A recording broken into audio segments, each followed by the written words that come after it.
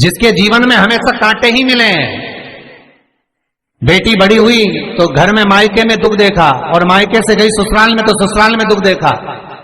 ससुराल में भी दुख देखने के बाद में भी पति को बहुत कुछ काम खुलवाया, बहुत धंधे खुलवाए, नौकरी लगवाई, पर वो पति बार बार छोड़ कर आ गया, बार बार तकलीफ भोग रहा है, बार बार कष्ट भोग रहा है। फिर थोड़े दिन काम करता है, थोड़े दिन छूट जाता है, फिर व्यापार में बढ़ता है, फिर छूट जाता है, फिर कोई दुकान खुल गई, थोड़े दिन अच्छी चली, फिर वापस वहीं घर पर आकर बैठ गया। अर्थात उसके जीवन में वो शूलता चल रही है। तो बाबा देवाधिदेव महादेव कहते हैं, ये 3 घड़ी 3 पल 3 नक्षत्र 3 समय 3 दिन में जो शूल मुझे समर्पित करता है, उसके जीवन से मैं शूल हटा देता। वो 3 दिन लिखे स्कंद पुराण में।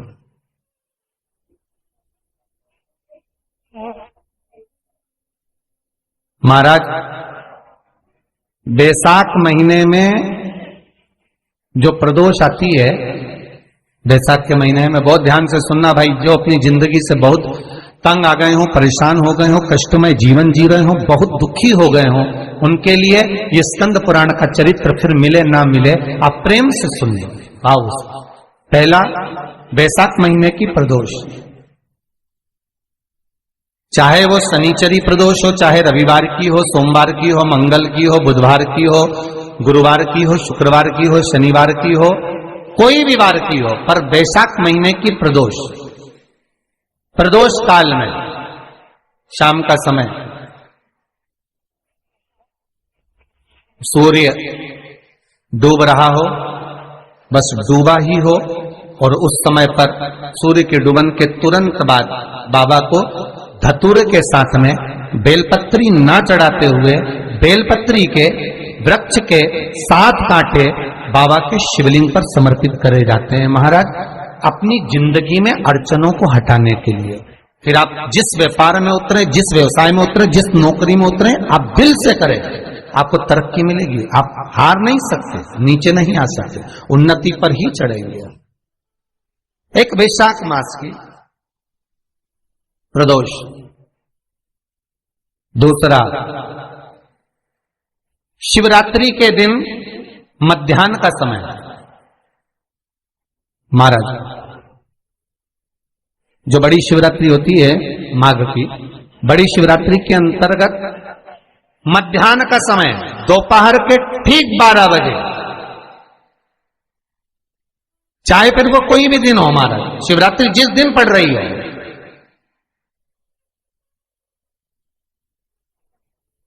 उस दिन भी धतूरे के साथ बाबा को 7 कांटे बेलपत्री के वृक्ष के समर्पित होते हैं। महाराज, इसमें आप ये वाले जो कांटे हैं, जो शिवरात्रि के दोपहर 12 बजे वाले हैं, अगर कोई मदिरा पीने वाला हो, व्यसन में डूबने वाला हो, कोई जुआ खेलने वाला हो, कोई गलत वैश्यावृत्ति करने वाला, या अपने मार्ग से विचलित कोई व्यक्ति है, उसके लिए भी ये कांटे बहुत काम आते हैं। महाराज, दूसरा, पार्वती, तेरे द्वारा तेरे नयन अश्रु से जो प्रगटा हुआ बेल का वृक्ष है, द्वितीय शूल मैं वहां धारण करता हूं, तृतीय शूल, तीसरा शूल जो वर्णन करा गया। महाराज, भगवान श्रावण के महीने में जो भी दूसरा सोमवार पड़े, जो भी पड़े, श्रावण के महीने का जो दूसरा सोमवार होता है, उस दूसरे सोमवार में रात्रि के समय पर, अर्थात शास्त्र अब घड़ी और पल का स्मरण करेंगे तो रात्रि के बजेंगे 10 से 12 बजे, महाराज 10 से 12 के बीच में धतूरे के साथ बाबा को शूल समर्पित होता है। महाराज, ये भी हमारी बाधाओं को, हमारी तकलीफों को, व्यापार व्यवसाय के लिए, नौकरी सर्विस के लिए, बहुत सारे एग्जाम में आप बैठ लिए, गवर्नमेंट एग्जाम के लिए बैठ लिए, नहीं हो रहा, ये 3 बार मेरे शंकर को बेलपत्री के वृक्ष के शूल समर्पित होते हैं, उसका आनंद पाना और उससे अपने को सुख प्राप्त करना।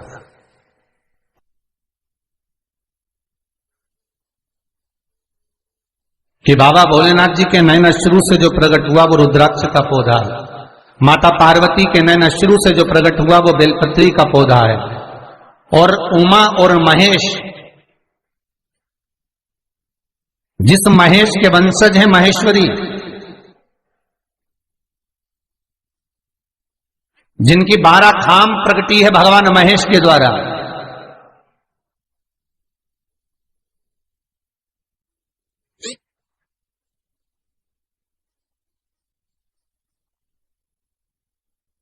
वो महेश और उमा और महेश का जो चरित्र है कि उमा और महेश का जब प्रागट्य हुआ, उमा और महेश जब दोनों आनंद में विभोर होकर जब चलते हैं और दोनों के बैठने से तप मुद्रा से जो पौधा उत्पन्न होता है वो शमी का पौधा है।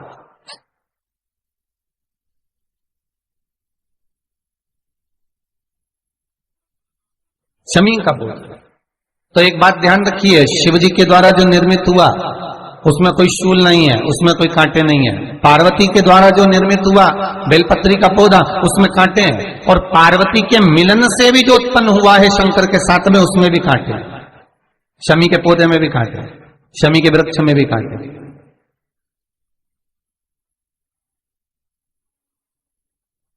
तो पार्वती जी स्कंद पुराण में प्रश्न कर रही हैं भोलेनाथ जी से कि प्रभु मुझे ये बताओ कि आपके द्वारा जो निर्मित हुआ उसमें शूलता नहीं है, पर मेरे द्वारा जो निर्मित हुआ उसमें शूल क्यों आया है, उसमें कांटा क्यों आया है? थोड़ा सा माताओं, मेरी जीजियों, आपको थोड़ा बुरा तो लगेगा इस प्रसंग को सुनकर, पर लग जाए, पर आज कथा निकली है तो सुन लो है कि शिवजी जिस रुद्राक्ष को उत्पन्न कर रहे हैं उसमें शूलता नहीं है, पर पार्वती जी जो संग में मिली हैं उसमें भी शूलता है, और पार्वती के द्वारा जो प्रकट हुआ बेलपत्र उसमें भी शूलता है। तो भगवान महादेव बोलते हैं पार्वती, मैं तुझे कुछ कहूं और कहने पर तुझे तेरे हृदय में कोई बात चुभे, शूल लगे तो मुझे ठीक नहीं लगेगा। नहीं नहीं नहीं, आप कहिए प्रभु, मैं सुनने के लिए तैयार हूं, आप तो बोलो कि कारण क्या है। भगवान कहते हैं पार्वती, बस अंतर इतना है, नारी का जो स्वभाव होता है, स्त्री का जो स्वभाव होता है, उसके हृदय में छोटी छोटी बात के शूल बहुत होते हैं।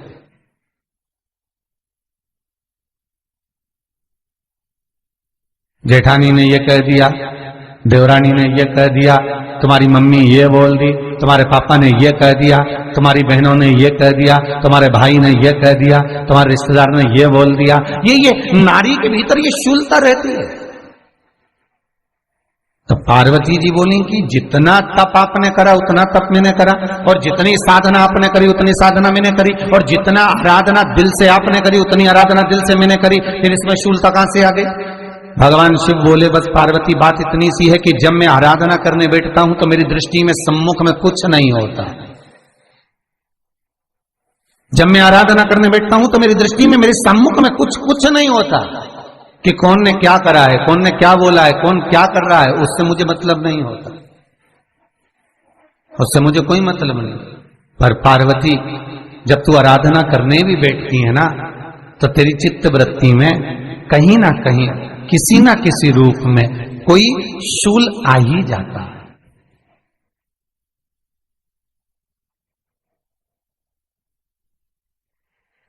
कई माताओं की आदत देखी साहब, भगवान की सेवा करने बैठी है तो भी भीतर थोड़ा सा शूलता भरी हुई है। महाराज बताओ, इतने सारे भगवान इकट्ठे कर लिए, मैंने बोला था बहू से कि वहां रख लेती है, बताओ इतने सारे यहां पर लाकर रख दिए हैं, अब इसकी सेवा करना पड़ रही है, अब ये करना पड़ रहा है।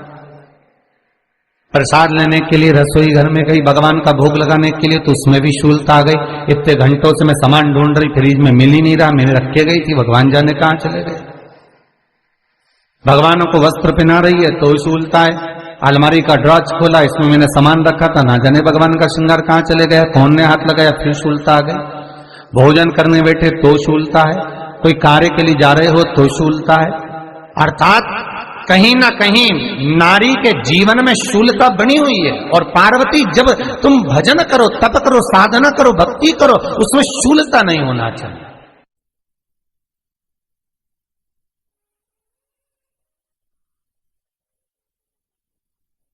पार्वती जी ने कहा, भोलेनाथ तो क्या आप मुझे स्वीकार नहीं करेंगे बेलपत्री के रूप में? क्या मुझे स्वीकार नहीं करेंगे शमी पत्र के रूप में? पद्म पुराण, स्कंद पुराण, लिंग पुराण, नर्मदा पुराण और शिव महापुराण, ये सारी पुराणे वर्णन करती है। पार्वती जी का खंड आनंद वर्षक कर रहा है, वर्णन कर रहा है। पार्वती खंड वर्णन कर रहा है, सती खंड वर्णन कर रहा है, उमा संहिता वर्णन कर रही है। क्या आप मेरा ये बेलपत्र का स्वरूप आप धारण नहीं करेंगे? इसमें शूलता इसलिए भगवान कहते हैं नहीं।